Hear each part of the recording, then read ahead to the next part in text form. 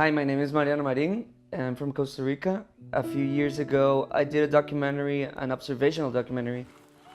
The name of the documentary is A Shadow Under the Sun. And I met this family, this big family. There were like 32 people living in a really small place. And I just started talking to them. I brought my camera and I just started filming. There's a lot of issues surrounding this family. They deal with alcoholism and they don't have jobs. And all of these problems are reflected through the eyes of a child, which is our main character. That's called Natalia. Natalia is an 11-year-old girl. She's really emotionally strong. She's like the boss of the family, the boss of the kids in all the area too. She's the only one who goes to school whenever she wants, but she goes.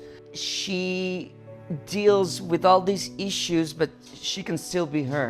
And that makes her different to all the other regular kids.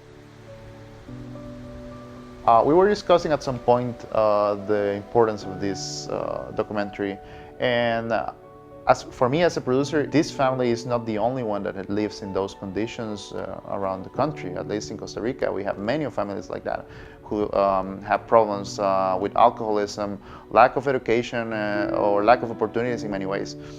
So what we want is to showcase this and to say there are many families like this, and we need to do something about it. It's complicated for them to get along if they are having a lot of issues, like they don't have a job, they don't have like real conditions to be okay. It's been 7 years since I filmed this piece, and I think there's a need for me as a filmmaker and as a human to go back and see how is this family, how are their conditions, if they evolve in a certain way, emotionally, for example, or financially.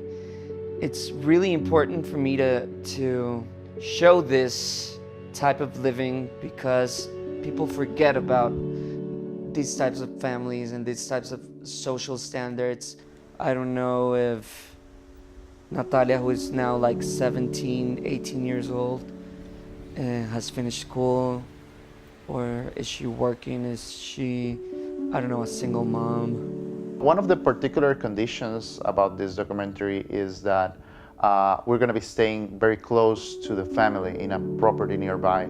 So that is going to allow us to work very close to them, to be around the place in a walking distance. We're going to try to condense all this evolution of 7 years in a week. This contrast that's now basically super high in Guanacaste, because you go to Guanacaste to have fun, to stay in a fancy hotel, to be with your friends and party, and people are forgetting about this really poor part of society that's living in Guanacaste, and they are living like in really extreme conditions.